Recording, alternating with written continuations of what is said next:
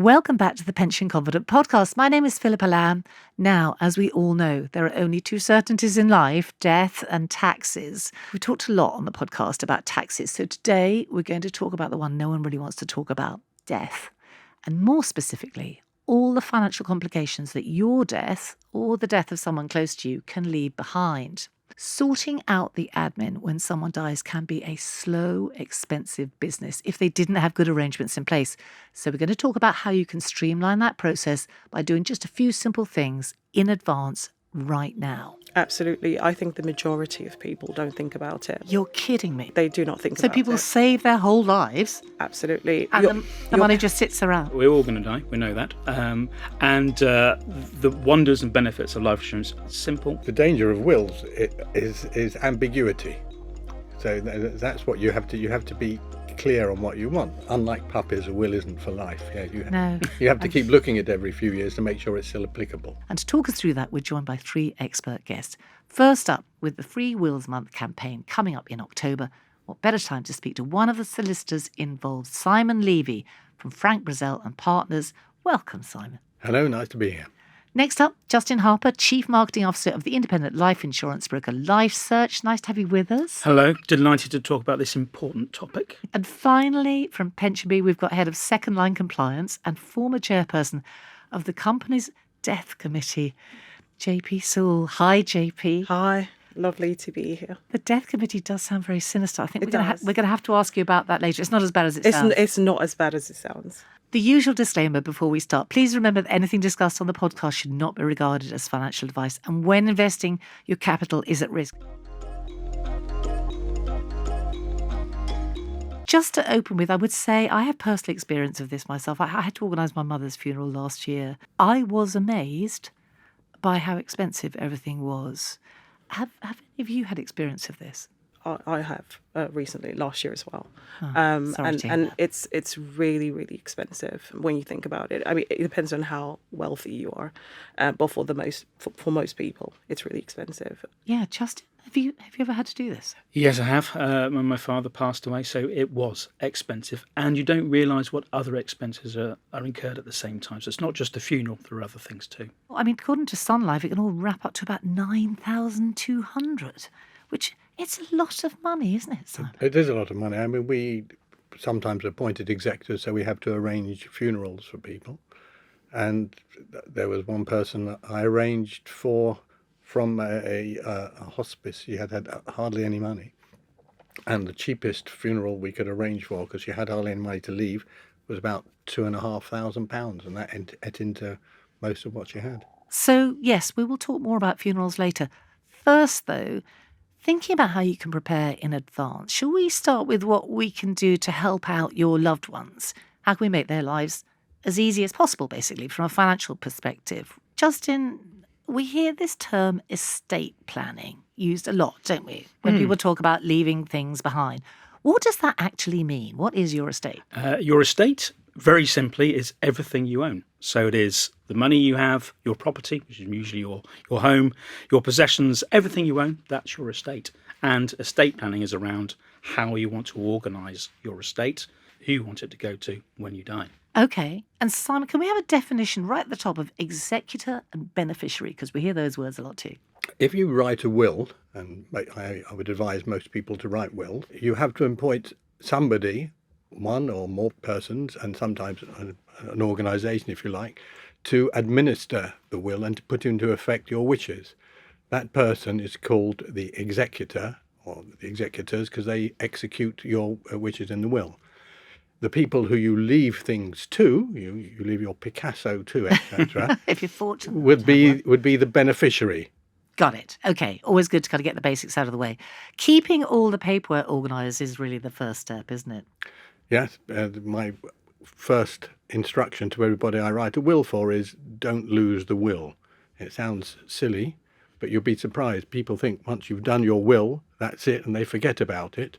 And then 20 years later, either they want to change the will and they can't find it, or they die and nobody else can find it. Okay, got it. So Jaypee, how about tips for the best way to keep our money and assets organised? Because it isn't just the will, is it? It's everything to do with our financial situation. And I'm thinking keeping your paperwork in good order right from the start has got to be really helpful. Definitely. I always say make sure like a close loved one or like someone you really, really trust knows where to find all your paperwork. Or you could use like, like a password saver software where you can kind of like keep all your passwords, because I think that's usually the difficult thing, is that the last thing you want is people not being able to like log into your social media accounts or your bank accounts or email and the likes.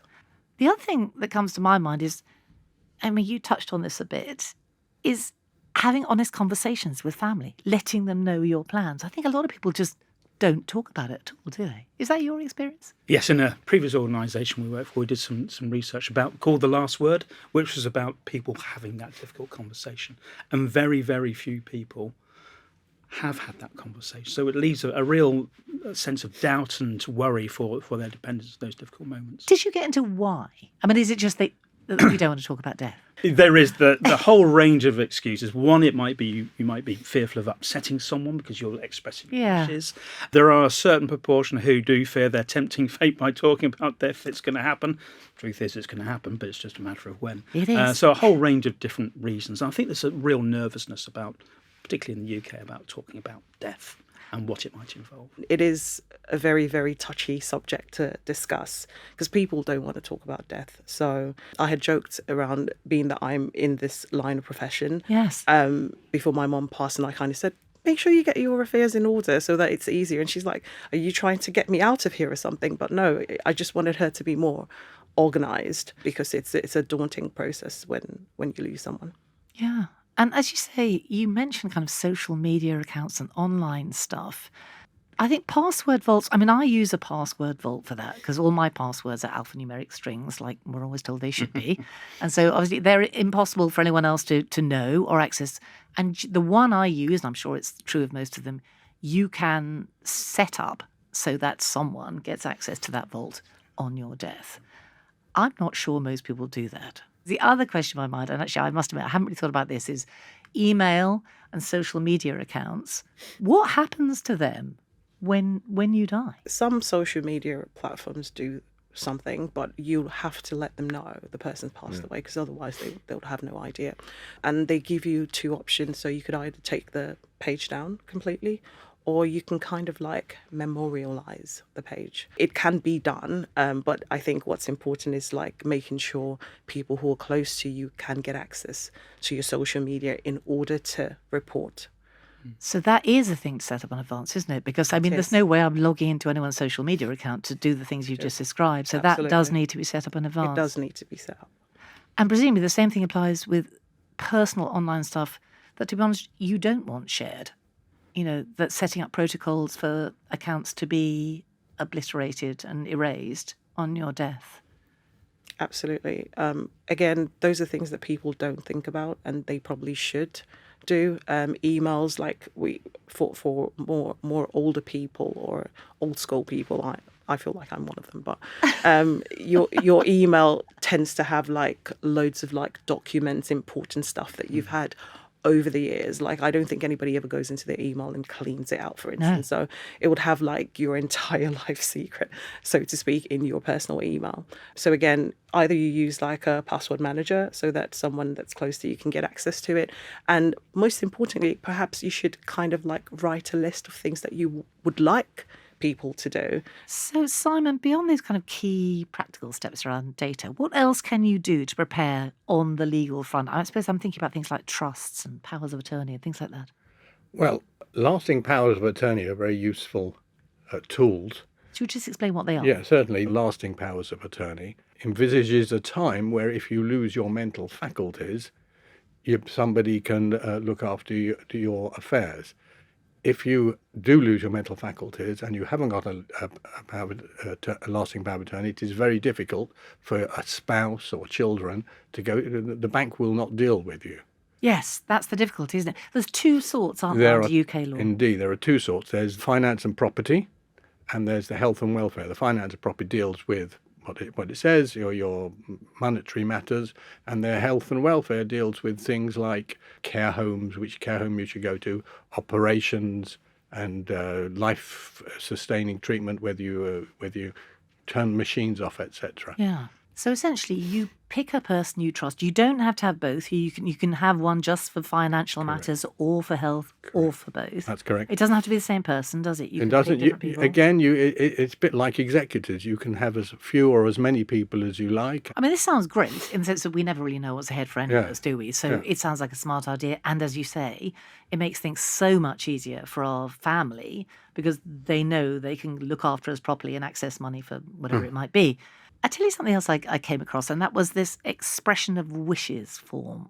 What's that? A letter of wishes is exactly what it says. It tells people what you would like to happen. If you have something which is very valuable, So it's the Picasso. you want to make sure it gets to your favourite person, and if it's in the will, then they can sue on it if it doesn't come to them.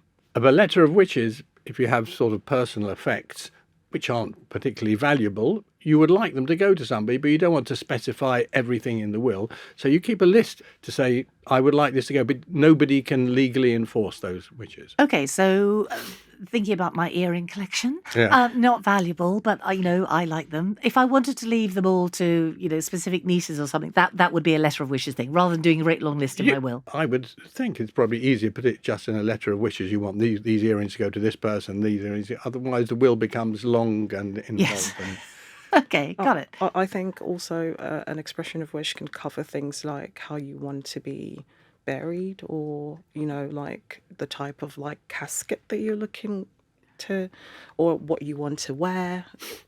Music at your funeral. Music at your funeral, absolutely. sitting arrangements, all the things that you wouldn't put in a will. Okay, well, since you mentioned funerals, what about prepaying for your own funeral?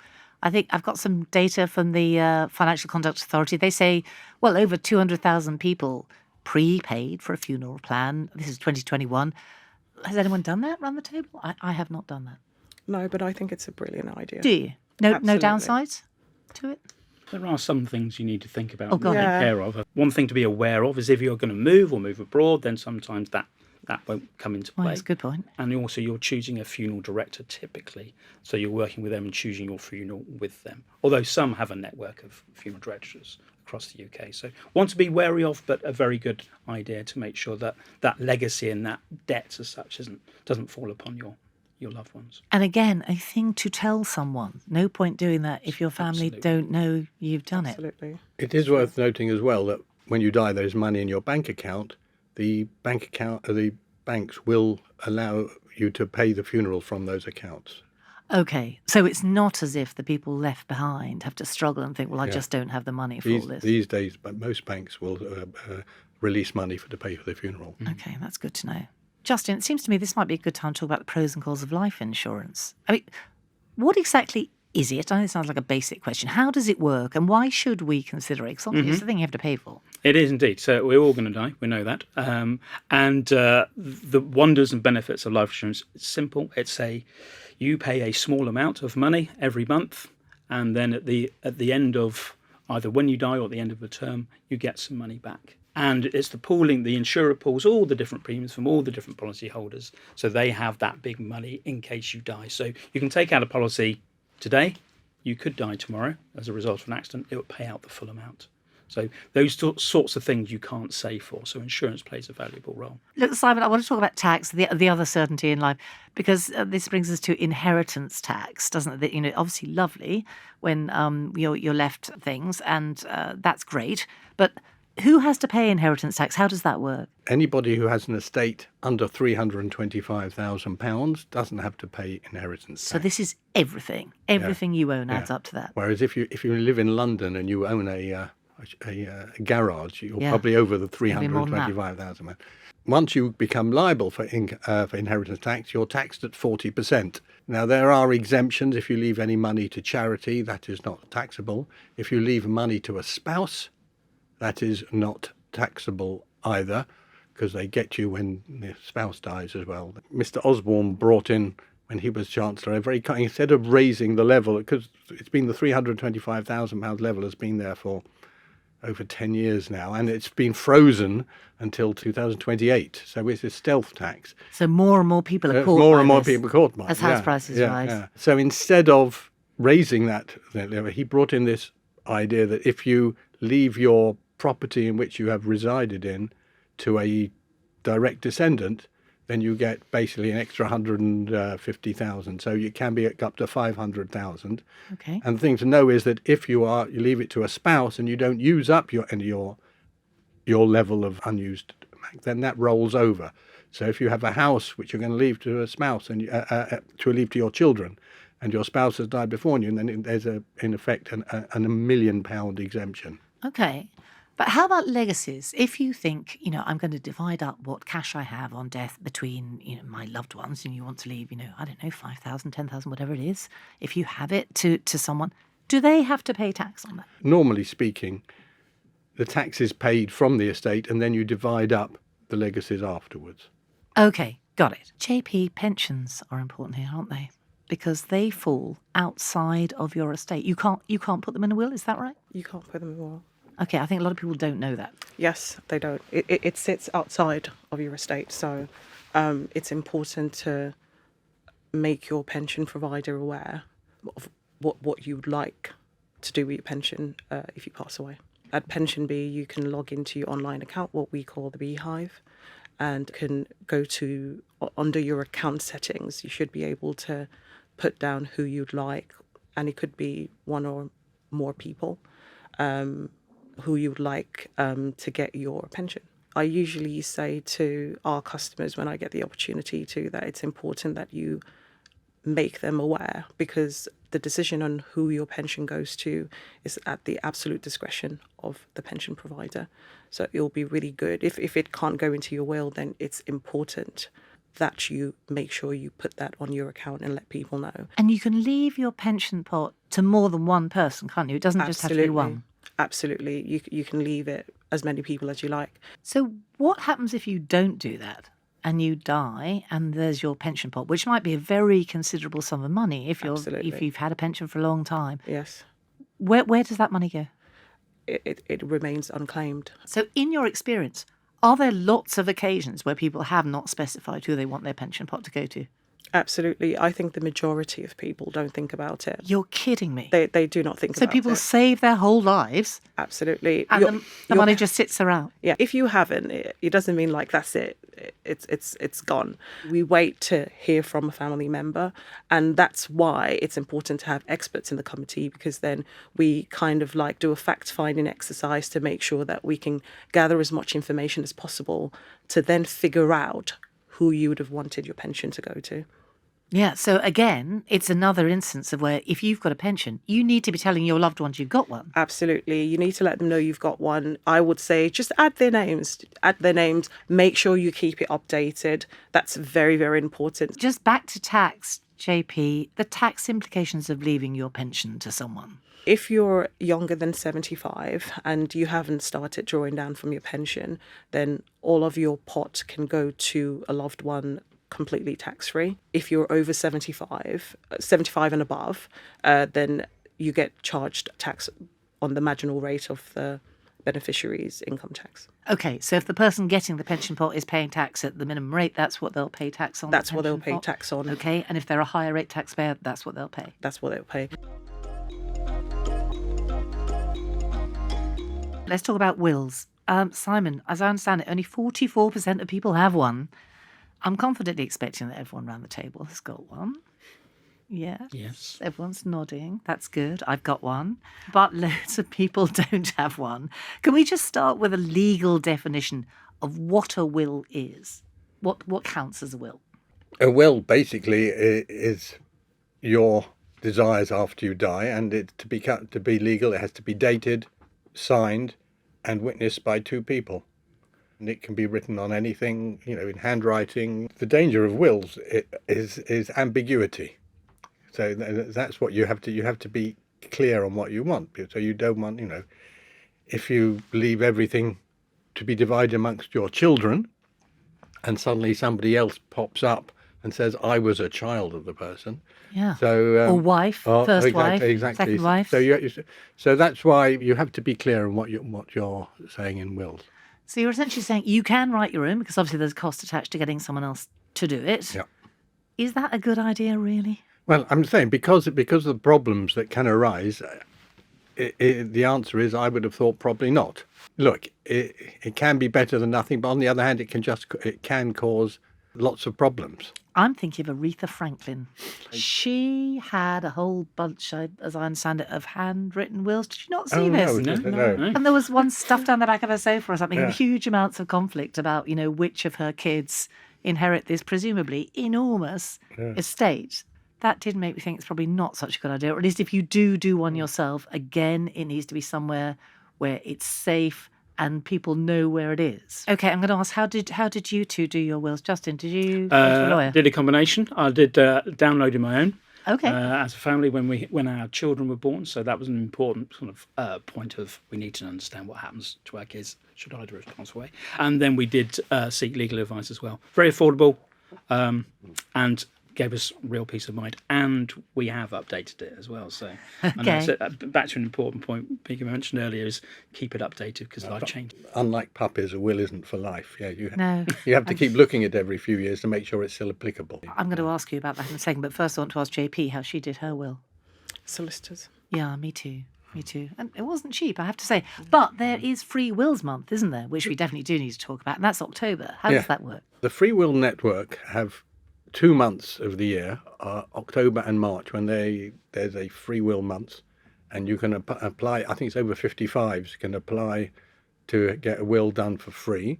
And the rest of the year, if you get there are charities, and there's more and more of them at home, who anybody any age can get a will also free, and you just have to fill in a form, and you can do it with a solicitor. You can do it with the whole year round. However, the caveat is that the wills have to be what we call straightforward or simple wills. So no complicated trust funds or anything So like that? no, but and everyone has. It's up to the solicitor to decide what he thinks is complicated or what. My normal measuring stick is to take half an hour instructions and half an hour to draft. If it comes more than that, I would say to you, look, we would normally charge this amount. The National Free Wills will pay us that amount.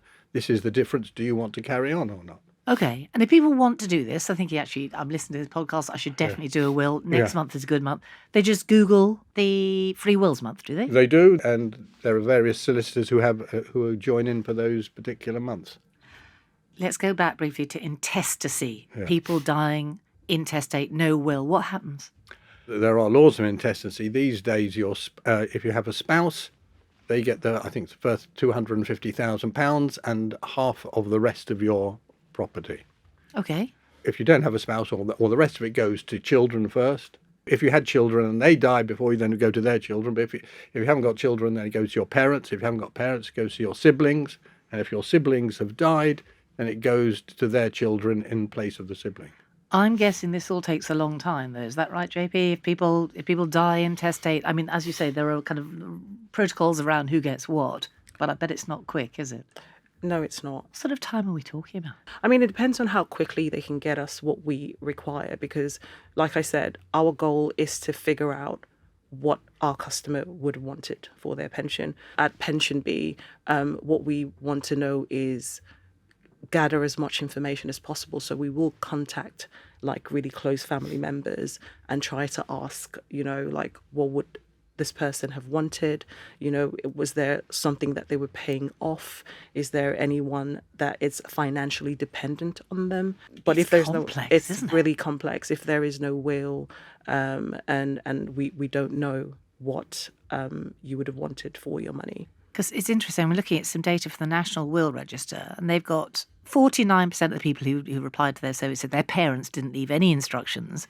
58% of people who hadn't talked about this at all, so they were unlikely to do so in future, which doesn't sound like a good idea, does it? I mean, if you're not talking about it, you probably do need to be talking about it.